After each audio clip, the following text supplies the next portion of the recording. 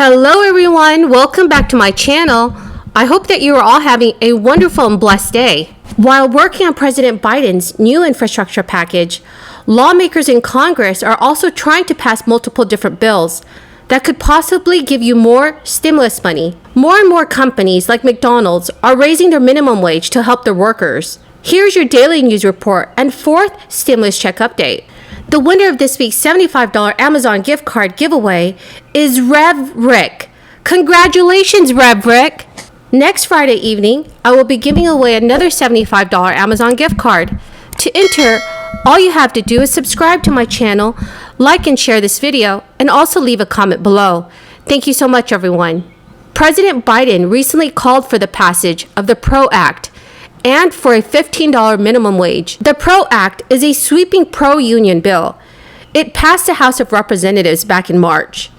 The legislation, which is a top priority of labor unions, remains stalled in the Senate. President Biden said, "The American Jobs Plan is a blue-collar blueprint to build America."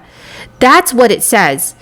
And it recognizes something I've always said.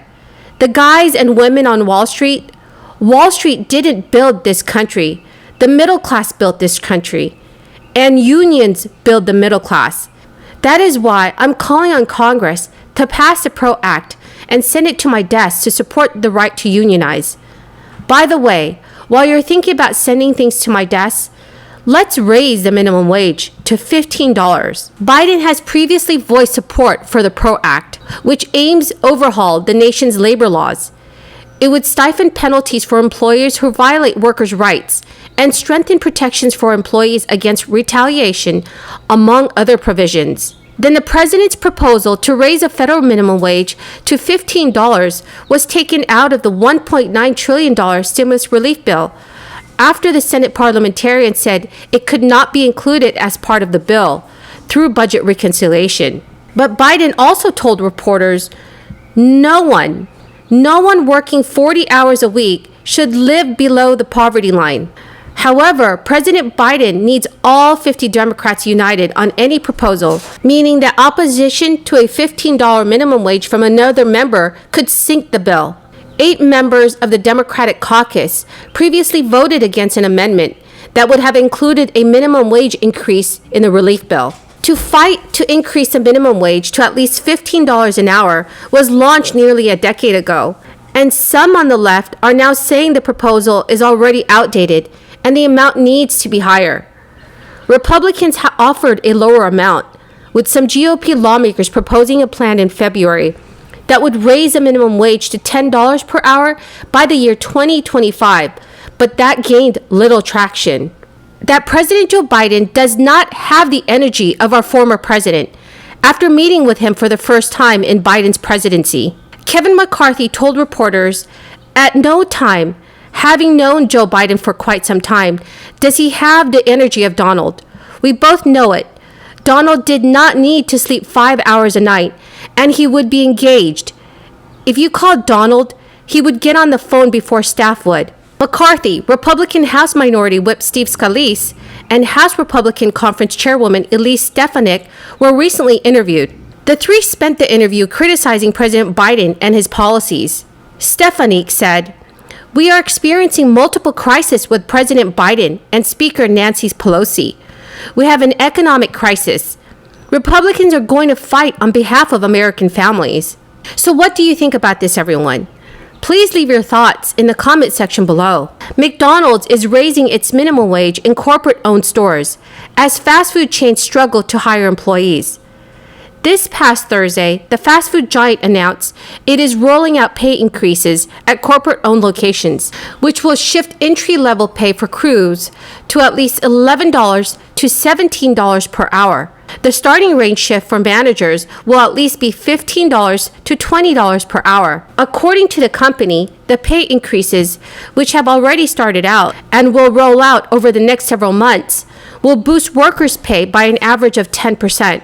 The company is aiming to hire 10,000 employees in the next 3 months at company-owned locations. In a press release, McDonald's said Some restaurants have or will have an average hourly minimum wage of at least $15 per hour this year, with average hourly wages expected to reach $15 an hour by the year 2024. Employers across the industry are being forced to add new benefits and raise wages as restaurants struggle to hire new employees. Last Monday, Chipotle announced it is raising its wages to an average of $15 per hour.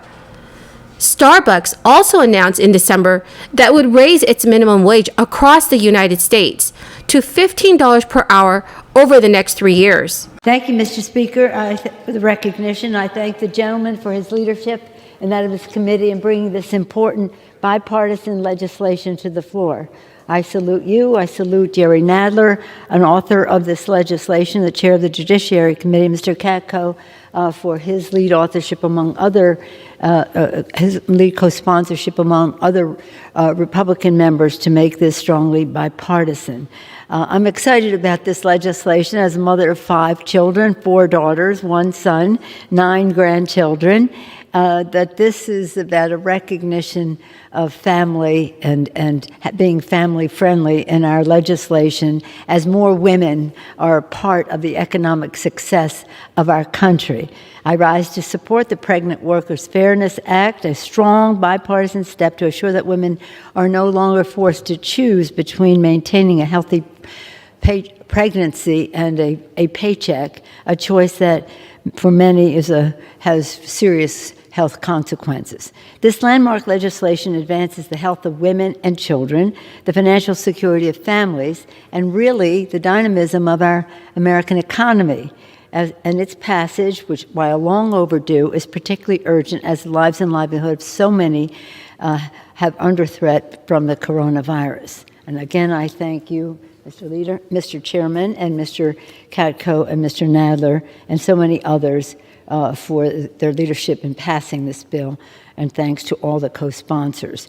Again, as a mother of 5, I'm especially proud to support the bill and want to salute all the mothers and women who have spoken out, also risking professional retaliation to end pregnancy discrimination in the workplace. This is what this means. It means that too often when a pregnant worker asks for a temporary job-related accommodation, she will be fired or pushed into unpaid leave, deprived of her paycheck and health insurance when she needs them most. This is particularly true in many fiscally taxing jobs, which tend to be low wage and traditionally dominated by men. And that is why we must pass the Pregnant Workers Fairness Act, putting in place a clear, explicit pregnancy accommodation framework similar to the standard that is in place for decades.